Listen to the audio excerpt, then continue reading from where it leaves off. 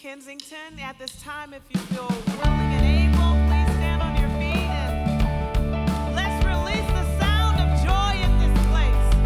Release the sound of joy, yeah.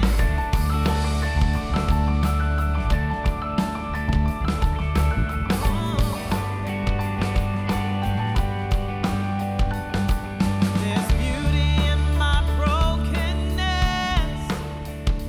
I've got true love instead of pain. There's freedom though you captured me. I've got joy instead of mourning.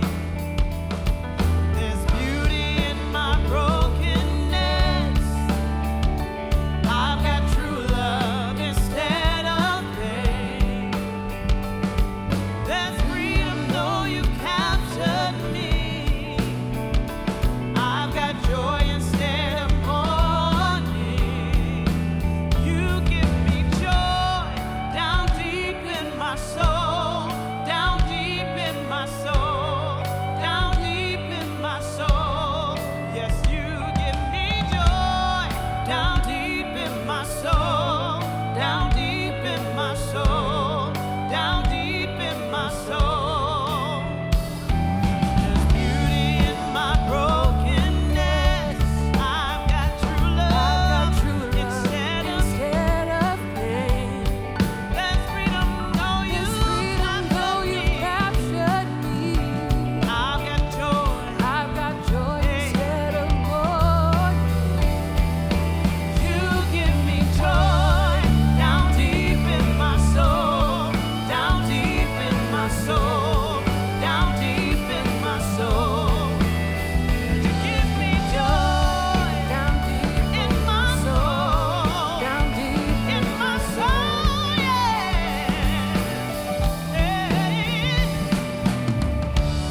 I've never been so free, Lord, in your love for me. He loves me. Never been more secure. Hey, so glad he loves me. I've never been so free, caught in your love for me. I've never been more secure, knowing your heart, Lord. I've never been so free, caught in your love for me. I've never been more secure, knowing your heart, Lord. I've never been so free, caught in your love for me. I've never been more secure, knowing your heart, Lord. You give me joy in my soul, yeah. In my soul, you give me joy down deep in my soul, down deep in my soul, down deep in my soul. Lord, you give me joy unspeakable, full of glory, full of grace. Oh, the joy of the Lord is in this place. You give me joy.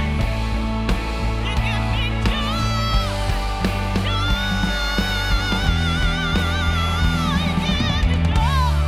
Down deep in my soul, down deep in my soul, down deep in my soul.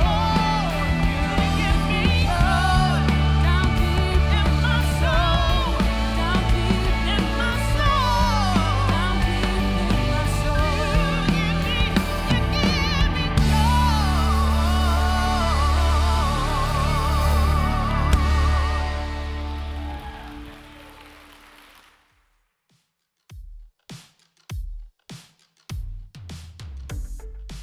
Hey everyone, and welcome to Kensington Church. We're so glad that you're here with us today, whether you're streaming online or whether you're at one of our 6 campuses in the state. If we haven't met, my name is Andrew Kim, and I am the teaching and small groups pastor at our Troy campus. And I've been at Kensington for almost 4 years. And I'm married to my wife, Robin, and we have 3 awesome kids, Eliana, who's 9, Isaiah, who's 8, and our little bulldozer, Mia, who is 3. And my favorite summer pastime is actually taking road trips with my family, and we do it every single year. So whatever you have been up to this summer, we hope that you've had a fantastic time thus far. And we are in the second week of our series, Living Living the Dream. But before we get into that, I want to invite you to two exciting upcoming events. And the first is baptisms, and they're going to be happening this Wednesday at our Troy campus out on the East Lawn. And this is a special event because all of our Metro Detroit campuses will be coming together for the first time in a very long time. And even though we've been fully opened and meeting in person now for several months, there are still friends from other campuses, you know what, I haven't seen in over a year. And so this outdoor gathering is going to be amazing. And because we're going to be witnessing and celebrating baptisms, connecting with old friends, singing together. And did I mention there's going to be food? And Traverse City isn't going to be making the trip down, but they're going to be holding their baptisms at the beach, which is a great thing to do in northern Michigan. And so if you have any questions or you want to find out more about what it means to be baptized as a follower of Jesus, we'd love for you to visit kensingtonchurch.org/baptism. But we'd love for you to come out this coming Wednesday on the Troy lawn to celebrate all together. But something else that I want to let you know about is happening in August, and it's called Rock Your Family. And this is an opportunity for families not only to connect with one another, but most importantly, to connect with God. And in the past, we've had it over an entire weekend, but this year, we're packing all the fun and excitement into one day. And it's going to be at Covenant Hills Camp in Otisville, Michigan on Saturday, August 21st. I can't think of a better way to end summer than this. Laughing, having fun, and making some incredible memories. And my family is going to be there, and you'll probably see us ziplining on the rock climbing wall, as well as on the blob. And so we'd love for you to join us. And so for more information and to register, visit kensingtonchurch.org/RYF. And so let's get back now to week 2 of our series, Living the Dream. And I hope this series inspires you to dream big dreams and that God reveals to you what it means to live fully. Thank you, Andrew. Hi, everybody. It's great to be here. Oh, wow, thank you. Thank you. Those 3 of you that clapped, that was wonderful. All right. Hey, heck. I'm just wondering why Andrew didn't mention for the Rock Your Family camp that Steve and Paula Andrews are speaking. I thought that would have been like the key, the highlight of the video, as opposed to rock climbing or zip line, whatever. Anyway, grab your kids and grandkids. It really is a special thing. We've got Taylor and Joe Leal, who are going to talk about experiencing joy in the midst of the real challenges of life. And Paul and I are going to talk about well-being in the midst of the ups and downs of life. And so it's really going to be a great, great day. I also want to just celebrate what's going to happen on the lawn Wednesday night, where people are going to discover their most true identity in Christ, not in whatever's deep down inside of them, not what the circumstances of their life say, but who does God say? And this song we just sang connects that.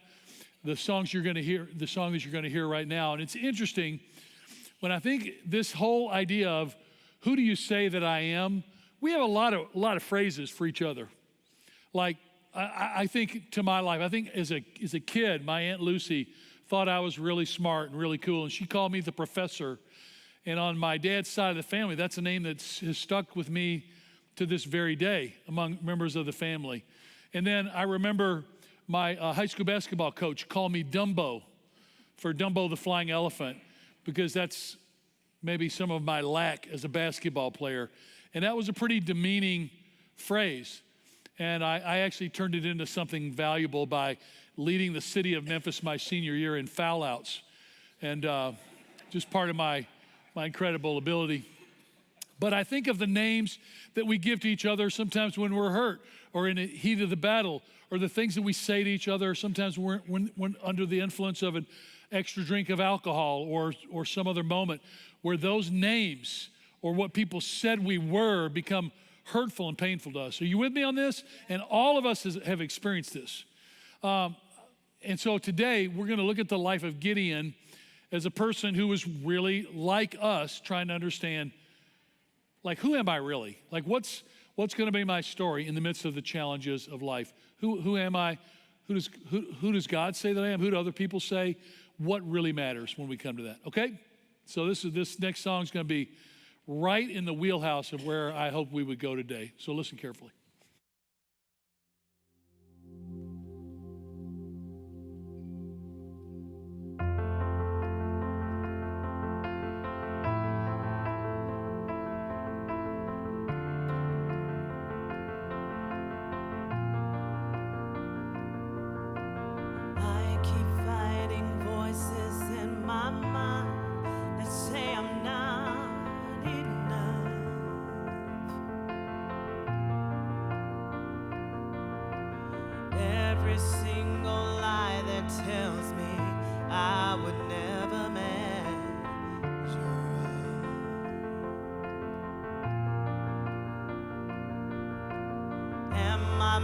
more than just the sum of every high and every low.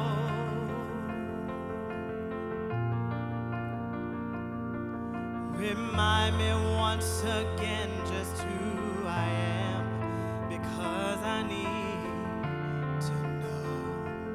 Oh, you say I am loved when I can't feel a thing. You say I am strong when I think I am weak. You say I am held when I am falling short, when I don't belong. Oh, you say I am yours, and I believe. Oh, I believe what you say of me. I believe the only thing that matters now is everything you think of me. Oh Lord, what you think of me. In you I find my worth, in you I find my identity. Oh, you say I am loved when I can't feel a thing. You say I am strong, sometimes I feel so weak. You say I am held when I am falling short, when I don't belong. Oh, you say I am yours, and I believe what you say of me. I believe.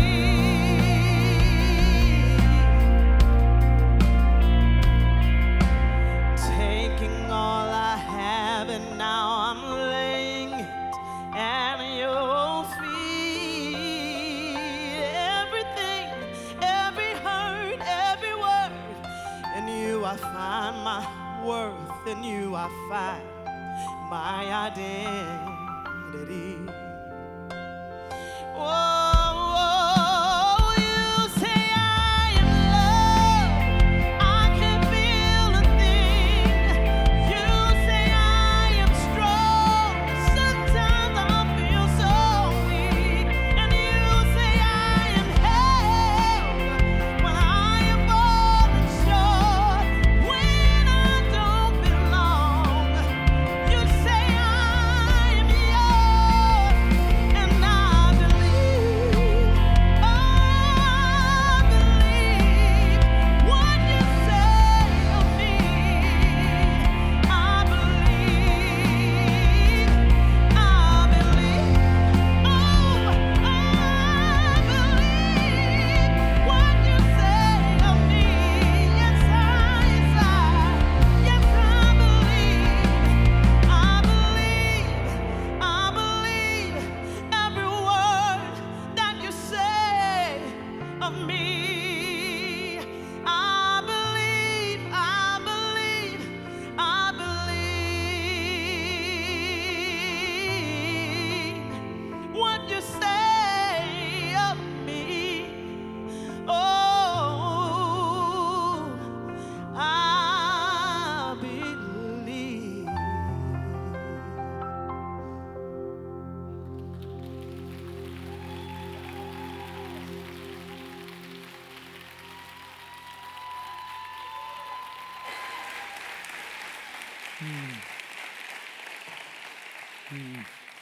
I am not kidding when I say we could all just get up and go out and have a coffee in the lobby after that. That was worth the whole week for me to hear Lachelle sing that. That was just stunning.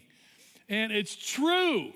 If the Bible's true, this is what God says about us, and for us to claim that. In fact, I wasn't going to tell this old story, but I was thinking of what are the moments that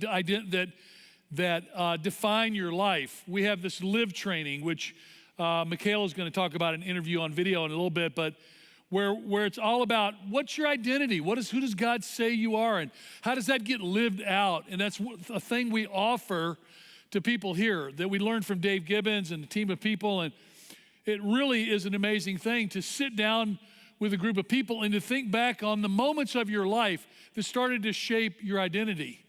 And as we were singing, all of a sudden I got thrust back to January of 1969. I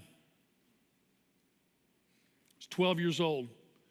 My dad had promised me that we were going to go on a medical/hunting trip to the northern frontier district of Kenya. Back in 1969, you had to have a governmental petition signed in order to travel there. It was 24 hours of the hardest driving you could imagine to get there. And it was dangerous. And my dad had promised me that he was going to take me on this trip. The problem was it was all adult men that were going on the trip. It was about 10 adult men. And when Dad said, I'm going to take Steve, they were angry. They didn't want me to come. So about 3 weeks before the trip, they came to our house to have the planning meeting, and I was standing there. I'm totally geeked out about this adventure. If you're a kid, imagine that you're getting ready to go somewhere. So this was literally a place where there were tribal groups that had never seen a Caucasian. Be surrounded by thousands of people going into a completely remote area where for us coming in to see them, we were like Martians coming in. It was an incredible experience. And all of a sudden, one of the men says, hey, Chubb, we've been meaning, my dad's name was Chubby, and said, Chubb, we've been meaning to talk to you, but one of the other guys that we've been really reaching out to, we wanted him to come, has told us that he can come, and so Steve's not going to be able to go on the trip. And when I heard that, I crawled to my little back bedroom in our 800-square-foot cement block house we were living in the Aberdare Mountains up in outside, about an hour outside of Nairobi. And I just went in my bedroom and sat on my bed and cried. Like, yeah, of course they're going to pick a man over you to go. These guys don't want you to come, whatever. And I'm sitting there, I'm literally brokenhearted, feeling like a worthless little punk. And I wasn't worthless, but I was kind of a punk. But I'm back there. That was supposed to be funny in this story. As a Isle of Refuge. It didn't work for any of you. So all of a sudden I hear voices going up. And I see voices raised, and I hear people speaking angrily. And finally, I hear my dad's. I'm literally in the back room, but I can hear everything clearly. He goes, listen, I told my son Steve that he's going on this trip. And he's going on this trip. And you can go tell this other guy that the trip is filled and that he's not going to be able to go. And if you're not willing to do it, I'll be happy to go up and just let him know that the trip is filled because my son is coming with me. And I remember that moment as clear as it's clearer than the moment I'm standing in front of you right now. Because I was sitting on my bed and my chest literally went, my posture changed. In one phrase, I went from the attitude of being a victim to like, bring on the world, man. My dad wants me on this trip. So we go on the trip, and I could tell you, I could take hours just describing this trip. It was crazy. I remember being surrounded by 200 Turkana tribespeople who had never seen a Caucasian boy. And I was standing there, and they literally rubbed my arm. They all came up and took like an hour just to rub my arms and my face and touch my skin because they had never seen anybody like me. Little did they know that they were meeting one of the standards of perfection. But that was just one of the many things that happened. But on this trip, from the moment we got in the Land Rover, that we're 3 Land Rovers. Man, it was rough riding. We didn't have Toyota Land Cruisers, which I wish we'd had. But we got on this trip, and these guys wouldn't even look me in the eye. They were so mad I was on the trip. Didn't laugh if I said something, didn't acknowledge me saying anything. They treated me like garbage. And on about the 6th night, I'd had it. I was really discouraged. And we were sleeping on the ground around a campfire, and a couple of guys had tents. Dad and I were just sleeping on the hard ground with a tarp underneath our sleeping bags, hearing lions roar all night long around us. It's pretty awesome. And right before we went to bed, we both got up to go outside the light, go about 30, 40 yards from the campfire to relieve ourselves before getting in our sleeping bags for the night. Because I didn't want to go out at 3 a.m. by myself in the dark, because it was dangerous. And so my dad and I are standing next to each other, and I start to cry. I'm like, Dad, these guys are being so mean to me. I'm just 12 years old, so they don't want me here. They won't even talk to me. And we're standing there, and he didn't say anything, and all of a sudden, he did the thing I least expected to do.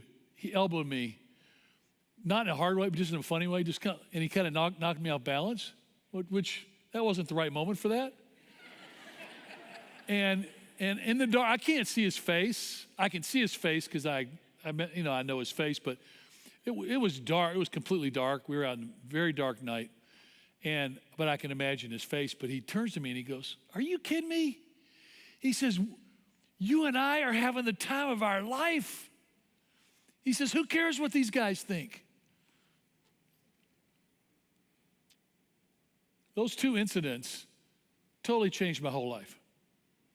Because I'm like I could give the worst sermon today, and you go and go, you stink. You should go. Do anything but speak. What's so cool? It wouldn't matter, because my dad thought I was awesome, and he was willing to stand up against 8 pretty high-powered men to say, "Hey, you can shove it, because my son's coming with us, and we're going to have the time of our life." And you know what? We did. We had the time of our life. I had to forgive those other guys over the years, just thinking, that was maybe part of that. But this is what I want you to know. God wants you to know that when you're standing with him, that he's going to playfully give you just a little elbow and say, "Are you kidding me? You and I are together. We're having the time of our life." It could be the worst circumstances of the world.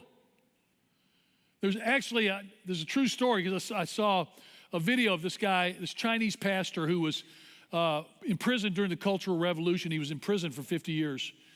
And he told the story once he was let out of prison, where they had him go into the cesspit where all the human waste of the prison was every day, and have him shovel human waste out of this pit. He'd be up to his waist or his chest sometimes, that deep, shoveling waste. But the guards wouldn't come near.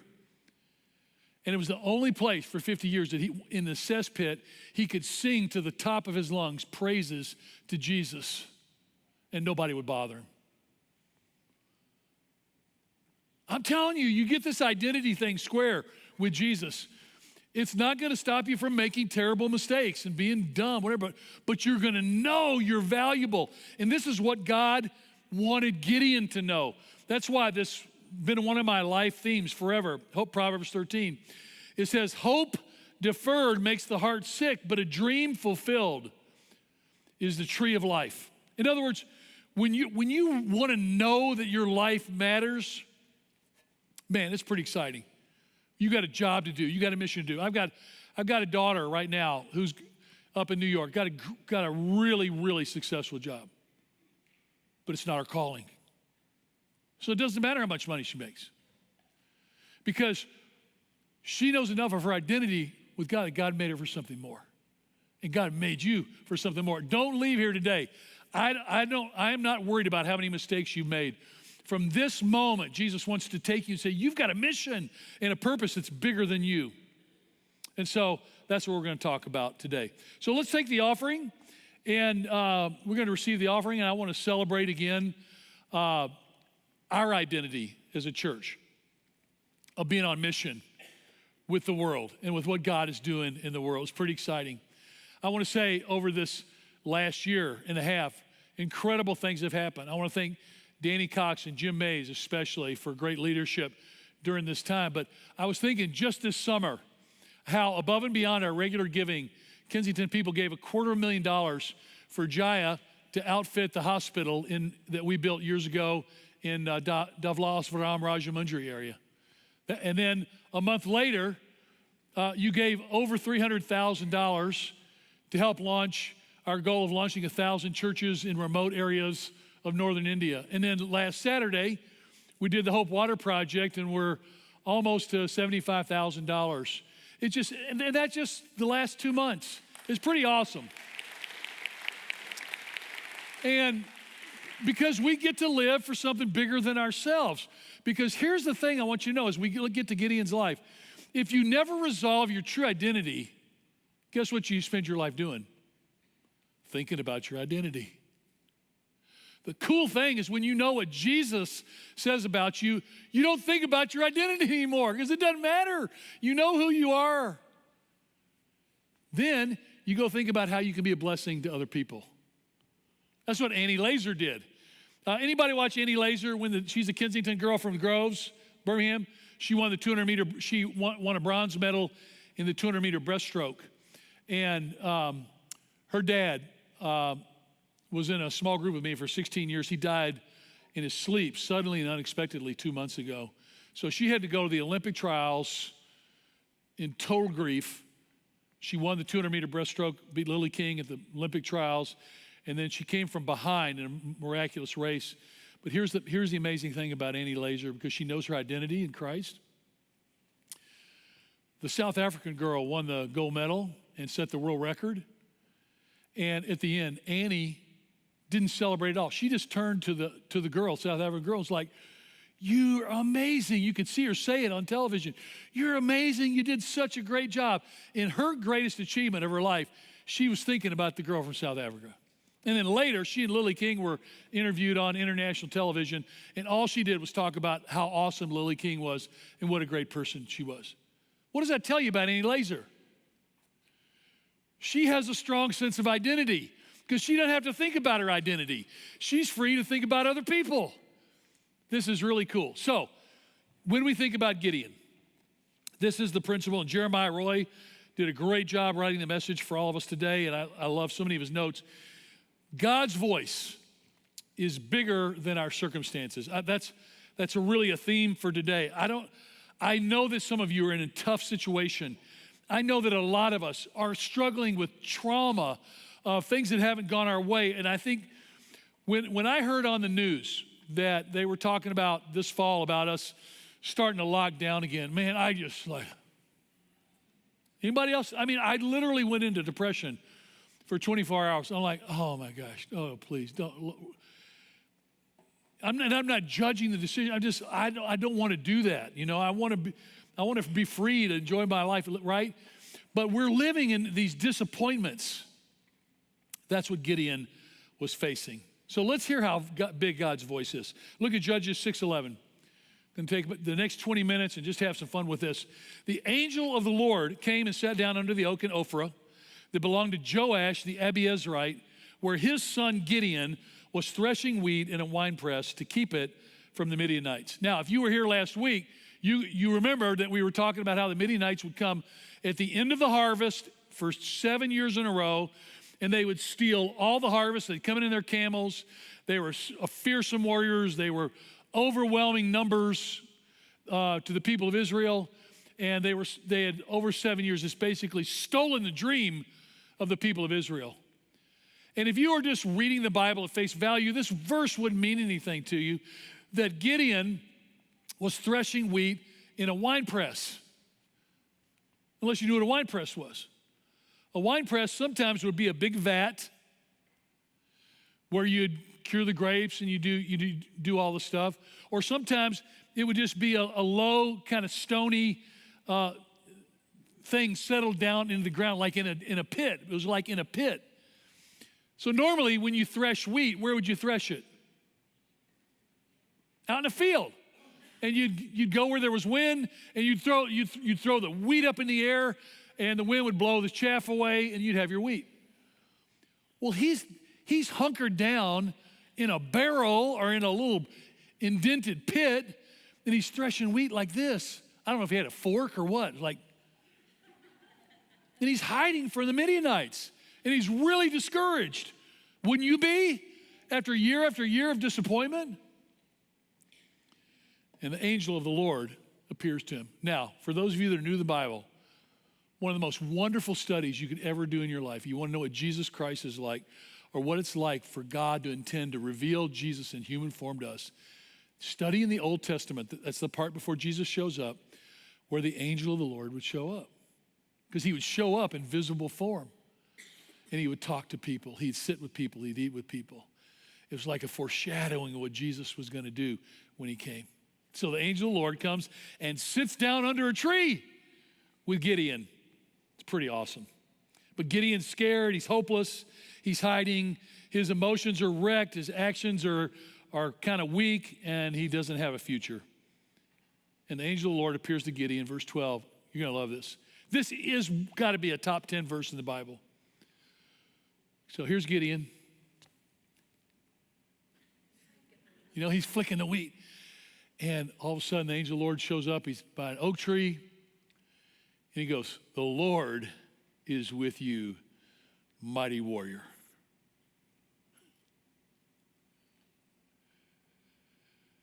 Now, part of me just wants to burst out laughing.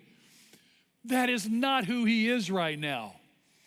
And I often wondered, sometimes I see humor where maybe it shouldn't be. But like, is God making fun of him? Is the angel of the Lord making fun of him? Instead of saying, "Hey, cowardly lion, the Lord's with you, you big scaredy cat." That's what you would think God would say, but he doesn't. He says, "The Lord is with you, mighty warrior." I looked up that word in the Hebrew again, just very cool. The word for mighty is gibor, and it means champion or brave or valiant. It's the opposite of what he's doing. Isn't that fun? Somebody just tell me that's fun. That's cool. So like, you could have come in here today, or you're watching the stream and you think your life is really out of whack, or you're a failure, or you've made whatever. I want you to hear what God says to you. God says, "God, I'm with you. And I think you're mighty. I think you have incredible potential to do something marvelous with your life." One of the things that all of us, the joy of teaching other people, is to be with people going, "You're strategically placed where I'll never go where you go. I don't know the people you know. I can't have an impact where you are. You're completely unique in the world. You're a mighty warrior, man." This word warrior meant a force or an army, so he's really saying, "Hey, you're the champion of my army." And he's hiding in a barrel. Guy's threshing wheat in a barrel, maybe literally. But God's not making fun of him. God is seeing him for who he really is. Now, this is what's really so appropriate for our lives. Do you know what Gideon's name meant? It's crazy. Gideon's name literally meant cutter. Someone who cuts brush, or someone who threshes wheat. So don't name your kid Gideon. If you are Gideon, think of the Gideon that God saw, the mighty warrior. Because the Gideon that his dad saw was his youngest kid, and he says, "Okay, I got you. You're not much, but at least I'll let you cut the dead brush, and I'll let you cut wheat. That's going to be the big vision of your life. So go enjoy it." In this culture, still, a person's name carries way more identity than people think. Your name says, your name all throughout history was to say who you were and who you belong to. I love the fact that in almost every culture, if I had grown up in Sweden or Norway, my name would be Stephen Williamson, right? Stephen Williams' son. I'm William, Chubby Andrews' son, right? This whole idea of who you are belonging to a name. I remember when I named my son Stephen Jeffrey Andrews Jr., I did it because I loved my name. I loved how my name came about. I didn't realize the digital world was going to make it miserable for every junior in the world. Because the digital world demands exact definitions of names. So we would go to the doctor and, "Hey, Jeff Andrews, I'm sorry, we don't have a Jeff Andrews. We only have a Stephen Jeffrey Andrews Jr." In other words, it just became a pain. So he doesn't appreciate, maybe when I'm dead, he'll appreciate it. That's, again, not funny? Okay, great, fine. But my mother loved my name. I was named in two ways. I didn't tell this in the last service. My name was originally going to be Stevens Jeffries, which was the name of one of my great-great-great-great-grandfathers, who we knew a little bit about. She thought, wouldn't it be cool? Stevens Jeffries Andrews. But then she thought, it's going to be a tongue twister. People are always going to be Steve, you know. So she named me Stephen Jeffrey. She shortened it. But she loved the name Stephen, and I was the last of 5 kids. And my name means crown. Wreath, like the wreath that you would get a gold medal for. My mom was like saying, I'm going to call you Stephen because you're my gold medal. That's pretty cool. Isn't that cool? That's what names mean. That's how we need to see each other. You know, when I look at you, you know what I think? I think Stephen, Stephanos. I think you're a reward to me. You're a wreath and a gold medal to me. You are, dude. This is beautiful. And it also, by extension, means reward or honor. Mom always didn't think she was going to have one more kid. And she and Dad, when they found out they were pregnant with me, they actually groaned for a moment. But then they realized how lucky they were. And so I'm their reward, and they're an honor to them. But I thought all my life I've had all kinds of names. I've got names now from people that I've hurt, people that I've failed, right? They struggle. And so I got to think about those names. I think about over my life, some people can forget their mistakes. Is anybody like me? I remember every mistake. I feel like I remember every mistake I ever made. And now that I'm old and I can't sleep through the night, I remember them all at 3 a.m. So for those of you who are young, that's something to look forward to. But God is saying to me, Steve, no, you're not your mistakes. You're my reward. You're my son. You're my beloved son, my beloved daughter. Because I think the basic words that a lot of us got were you're stupid, you're ugly, you're worthless, you're never going to amount to anything. When we were going to start Kensington 30 plus years ago, everybody I talked to just about said, no, that's not going to work. It's a stupid idea. Stupid. I heard that word all the time. Maybe it was. It didn't matter. The point was God had a different name for me and for you. And it's so interesting. In Psalm 139, David writes these words. He says, I praise you, O Lord, because I'm fearfully and wonderfully made. And your works are wonderful. I know that full well.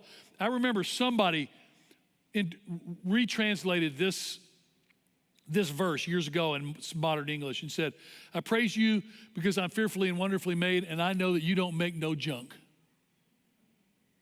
Like, you don't make junk. You make good stuff. You make beautiful stuff. And so even scientists who would be atheists let's say you have scientists who study the human body who don't believe in the existence of God. When they look at you, if they would take anybody in this room and study your DNA and study the uniqueness and the complexity of your human life, do you know what they feel? They feel awe. They feel awe. They're like, oh my gosh. You ever tried to, it took like thousands of scientists years to unravel, to define the DNA strand that's in the human body? That you got one tiny part of your DNA that has enough information in it to fill the Detroit Public Library? In one little strand of your DNA, you're fearfully and wonderfully made. And the writer of the Psalms knew that. Guess what? Gideon didn't really know it. He didn't know that his true identity allowed him to live without fear, allowed him to live with courage, allowed him to admit mistakes. It allows us to step into life when we feel like we're not enough. Let me show you a story. Michaela was one of our interns. She's an incredible Kensington young woman, but this was her story. Her story was she was living her life without knowing her true identity. And some of you are there today. And we're all battling with this. And so this story I hope this will be a remembrance. You could go back to our website, our app to watch this again or share it with another person. But here's one person's story of discovering their true identity. So Michaela, thank you for being willing to share your story. First of all, let's talk about your kind of preteen, teenage years. So I didn't grow up in the church. That wasn't an aspect of my life, but I did grow up playing soccer. So I played since 2nd grade up until junior year of high school. And after any game, my dad would just, have that fatherly talk in the car and be like, oh, you should have done this. I wish you played more like so-and-so, and like give me all this criticism, to where it felt like I wasn't good enough for him and that I was just like disappointing him on the field all the time. And then on top of that, also, I have a younger brother, and I just like grew up with the impression that my mom loved him more than me. So I just felt like I was like worthless to her and like unlovable to her. And as a 12, 14, 16-year-old going through that, that's a lot to carry. Yeah. In your time at Kensington, anything happened there during those times? Or did you think of anything? Like, what was God to you at that time? So in high school, God wasn't anything to me. He was just, I just went for my friends, like solely for my friends, because it was fun. But it wasn't until college when I took a literature class and we read parts of Genesis. So I heard Noah's Ark and Adam and Eve, like those stories for the first time, which is interesting because I was like 19, 20 years old, never heard of that, to where that sparked an interest. And I was like, maybe like people are onto something, but I don't know. So I like found myself back at Kensington to find answers, to see if God was real. So then, through Kensington, you see a friend who's part of the internship program. Yep. So explain that conversation and what happened. One of my friends was like, oh, I'm doing the internship at Kensington. And like, I didn't know anything about that. So I was like, oh, that sounds really cool. But I had one more year of college left. So I was like, oh, I can't do it this year. So I waited until I graduated college to do that. And yeah, did the internship in 2019. So you're in the internship program, which is just a fantastic program. Yes. So many great success stories with that. They take you to this event called Live Training. Yes. I got the memories of my dad and I in the car on the way home from soccer, and like I was reminded of like, oh yeah, I did like grow up with this lie that like I am unlovable and unworthy. And then also just like the memories of like my mom and I, and how I didn't feel really loved by her either growing up. So then after we share our stories with everyone in our group, it gives everyone else an opportunity to speak like life into you and like positive words into you. And someone in my group spoke the word royalty over me. And I've never heard that like spoken over me before. So like that really stuck out. And I was like, well, what do you mean by that? And she told me that, first of all, like I'm a daughter of the King, Jesus Christ, and that I don't have to work to earn anything. Everything's already given to me through his inheritance, and that like the crown is already mine. So we had two Kensington ministries. We had the internship and then Yes. this Live Training. Yeah. And then there's a third one. It's called our Move Out Network. Yep. And so God placed a dream within you. Tell us about that dream and how that came to realization. So my goal or my mission that like I felt God placed on my heart at the time was to make sure that everyone I encounter knows that they are loved, knows that they are worthy, and knows that they are royalty and like daughters and sons of the King. So that was my like overall mission, and I just have a huge heart for kids. I want them to never experience the pains I felt growing up of like not feeling loved or worthy. So I actually started my own move out team, Breakfast Buddies, at our school partners, Rogers Elementary. Rogers gives free breakfast to all the students every morning. So I took a team of 1829ers, a young adult ministry at Kensington, to go there Tuesdays and Thursday mornings for literally 30 minutes. And we would just sit there and talk to the kids while they ate, and like provided them an outlet to have someone just like really listen to them and like just see them and love on them for a little bit in the morning. So the internship is over. Yes. And then you have to grow up and enter I the know. real world, which you have done. And now I am a toxicology lab tech, which is now I'm using my degree, which is fun. And now I don't have the margin of going to Rogers in the morning because I work every day and early in the morning, so I don't have that time anymore. But I'm still involved with Live Training, so I'm one of the guides now, which has been really fun and kind of like a full circle of my experience of someone speaking life into me, and now I get to like guide others and like speak life into them, and praying that I have the same effect that someone had on me. We were in the series called Living the Dream, looking at the life of Gideon. So I want to read a passage out of Judges Okay. on the life of Gideon, and then I want you to respond, how does that impact your life, or what do you think about your own life after hearing this story? Okay. The Lord turned to him and said, "Go in the strength you have and save Israel out of Midian's hand. Am I not sending you?" And this is Gideon. "Pardon me, my Lord, but how can I save Israel?"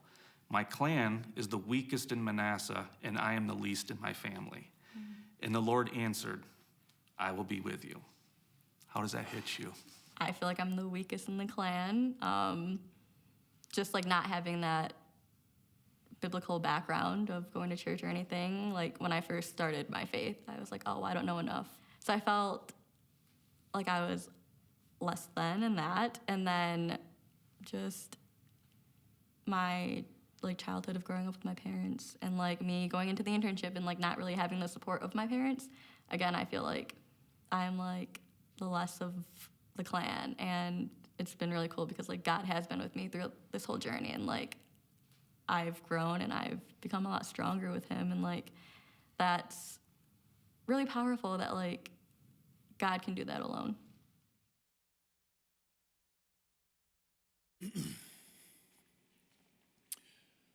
Michaela's story is everybody's story, because even the most confident, self-assured person in this room has had moments where they didn't feel like they were enough, or where we were given a task that maybe we weren't up to accomplish. That's how I felt when we were starting this church. I remember saying to God, surely there's somebody better than me. I was just on got back from taking care of my mom for 8 days in Memphis a few weeks ago, and I got back to my house. And it's funny, my neighbor, Key Young, who's one of my really sweet friends, he came over and wanted to talk and just hang out on my front porch, which my front porch is about from here to the edge of the stage, and it's got 2 chairs. But it's in the shade at the end of the day. And all of a sudden, his son came up, and then another neighbor boy came up, and were hanging, and they were throwing the ball for my dog, George, and who loves to chase tennis ball. And all of a sudden, I realized I'd been home for 5 minutes, and already I had friends from the neighborhood, from India, the Philippines, and Korea, sitting on my porch with me, talking. And I hadn't even been able to empty the car out. And I remember thinking that the Lord was saying to me what he's always said to me. I got a great plan for your life. And part of my great plan for you is for you to sit on the porch for the next hour and a half and just hang out with the neighbors. They're great people. They're incredible. Enjoy them. Get to know them. Build the relationships. This is my plan for you, oh mighty front porch sitter. Like, I'm good at that. There are few people in the world that are as good at sitting as I am. But when God allows us and calls us to do it, notice what Mike was reading. Because Gideon is really struggling with this. He's like, Lord, if you're really with us, why has all this bad stuff happened to us? Where are all the wonders that our ancestors told us about when they said, did not the Lord bring us out of Egypt? But now the Lord has abandoned us and given us in the hand of the Midian. Every one of us in this room has said, man, God, you let me down.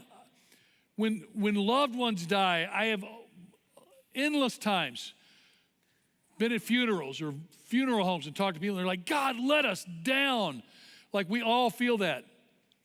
But then God's voice comes to give us a new purpose. Our God-given purpose starts with a God-given identity, and his voice gives us new purpose. And so here's what his voice says. It's what Mike just read to Michaela. Let me read it one more time so you'll remember it. The Lord said, go in the strength you have. I love that. So how much strength do you have? Oh, great thresher of wheat in the winepress. Sounds good. Somebody out there and I, we're on the same wavelength. Well, thank you. And he says, am I not sending you? Every one of us. And I think about the live training, God's calling some of you to do this live training that Michaela just talked about. Some of God's telling you to join a move-out team. And you're like, Lord, I don't think I'm the right person. The Lord goes, am I not sending you? Come on. We're going to have the time of our life. Let's do it. Let's step out and take a risk. You've got something that's been mulling in your head of someone that you want, something that you want to do to make a difference in the world. The Lord goes on to say, Gideon's great, and I understand this. Pardon me, Lord, but how can I save Israel? My clan is the weakest in Manasseh, and I am the least in my family. That makes me laugh because right before Kensington started, I remember Paul and I were having dinner out. We had a very rare date for us. And I said, I got to tell you, honey, I think this is a big joke from God because surely there's somebody better than me to do this. Because I had people like Dave, I had so many people, Dave, Mark, so many other people were so much more talented. I'm like, why am I the person that's called to be the point person? I didn't feel good. But the Lord answered Gideon, and he answered me. He answered you, and this is what he says. The Lord answered, I'll be with you, and you will strike down all the Midianites, leaving none alive. Now, some of you, we live in the warlike culture of that day. The Midianites were bent on destroying the people of Israel from the face of the earth. God says, I'm going to raise you up to defend and strike them down. But the key is, I'm going to be with you. Mighty warrior. So here's my challenge to you as we're just wrapping this up. Michaela is living out her identity. And guess what? So are you. Some of you in this room or some of you listening are struggling with an addiction of many kinds. Did you ever stop to think that what you're doing is you're living out your identity, which is a false identity? Because your true identity says you don't need to. God says, I've got a plan for your life and I got something for you. You don't have to live in that. Some of you have been stuck in anger for years or unforgiveness. Guess what you're doing? You're living out an identity that God never intended you to have. Listen to him say, and again, when you get to the New Testament, you realize that Jesus says, I don't call you servants anymore.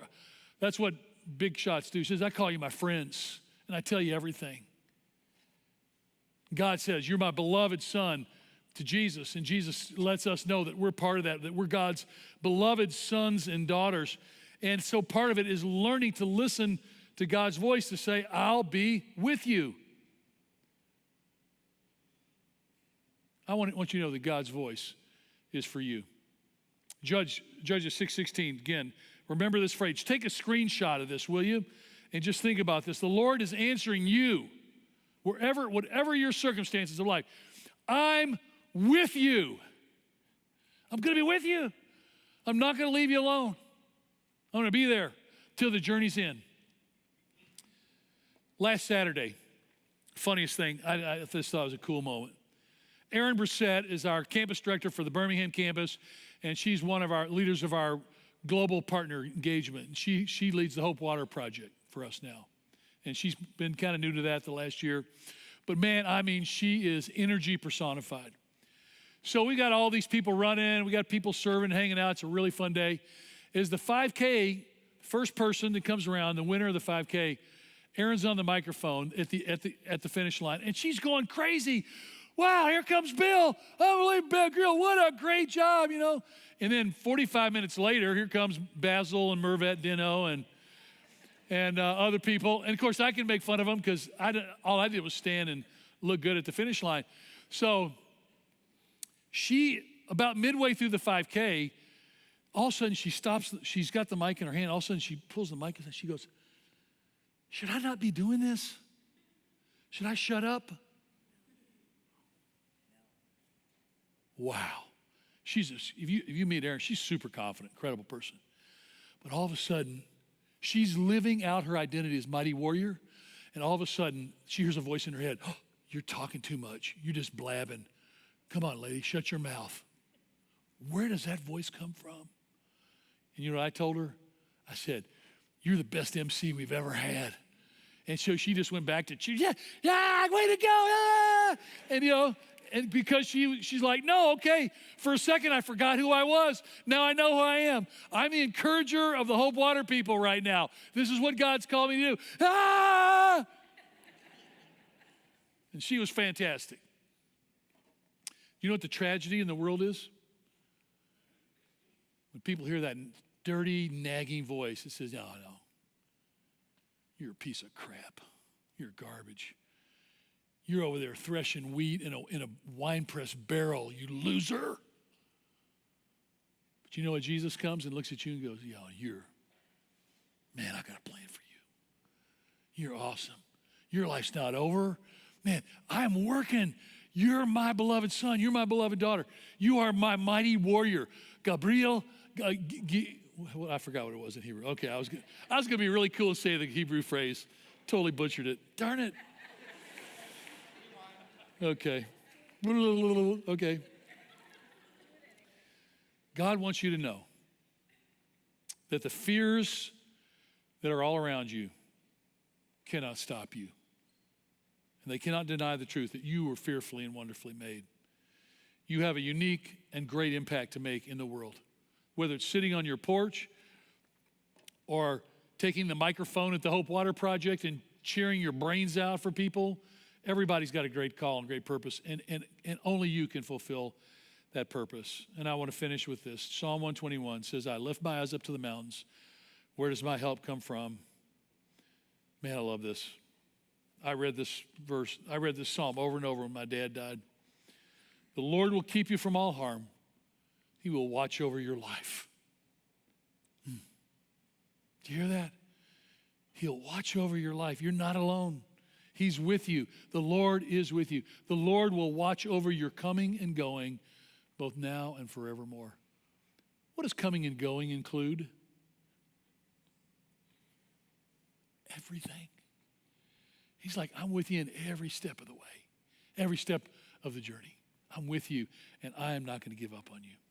In Jesus' final message to his disciples, he told them to go in the world to bring the good news, right? News of forgiveness, news of his resurrection, news of a new kingdom where people are going to live differently, where people are going to love their enemies and help those who hated them. He told it to take this message to the whole world. And his promise was that in Matthew 28 and in Acts 1, he says, and I'm going to be with you to the very end, to the end of the world, to the end of the age, to the end of eternity. I'm going to be with you every step of the way. I'm going to be with you. So when you go out of here today, who's with you? The Lord is with you. Mighty warrior. All of this was brought back yesterday. 11 o'clock, bonus story. We had 3 of our grandkids all day yesterday, and because that's part of my identity, part of my purpose, right? Living that out, and it's hard work. I don't have them completely trained yet. That's a joke of the century. I actually told my wife, Paula, she's gaga to our grandkids. I just, honey, you've got to live to be 100, promise me. Because they love her and she creates magic. But we're hanging out. And Marguerite is 8, CK 6. Marguerite has got the fast twitch muscle and she's doing cartwheels all over the yard. And she's trying to get CK to do a somersault. But he does a somersault. He's like, oh, it hurts my back. And he starts crying. And all of a sudden, I'm not kidding you, all of a sudden I'm back 60 years with my sister cartwheeling all over the yard. And I'm doing somersaults and I'm going, it hurts my back. I'm like, CK, you are me. I'm so sorry. And I pulled him up in my lap and I said, buddy, I said, you know what? I said, I remember my sister who I love, just like you love Marguerite. And I remember her cartwheeling and doing front walkovers and all this stuff. And I said, I never, ever graduated from a somersault. Literally. And I'm still terrible. I mean, but I want you to know, if somebody give me $25,000 for a well for Hope Water, I'll do a somersault on this hard floor right now. But I'm not doing it for less than $25,000, okay? Because it hurts my back. I'll break the guys in the back. No, don't do it. You'll break the microphone.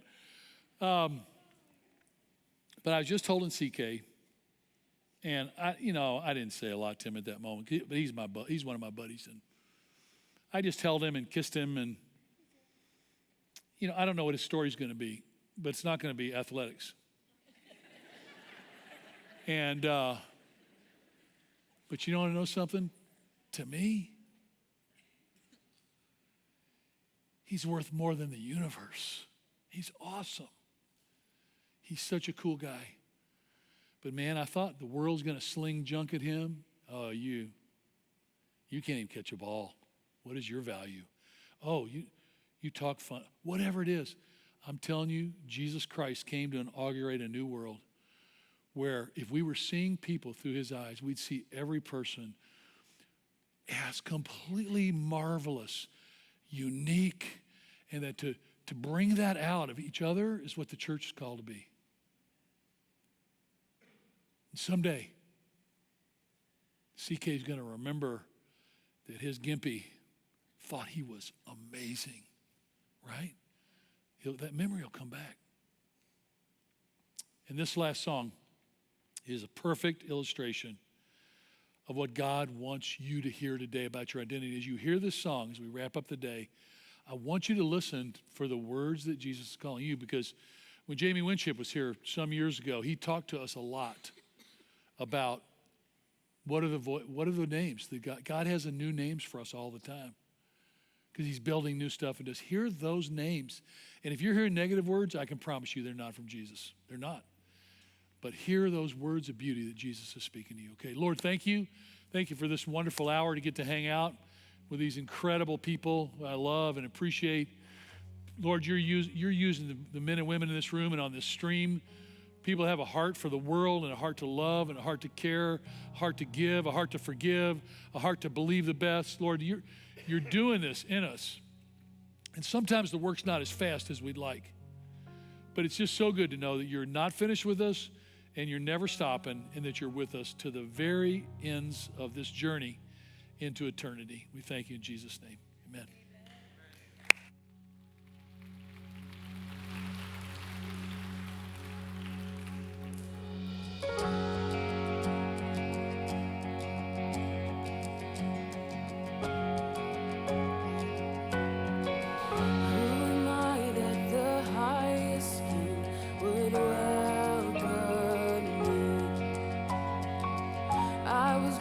But he brought me in, know his love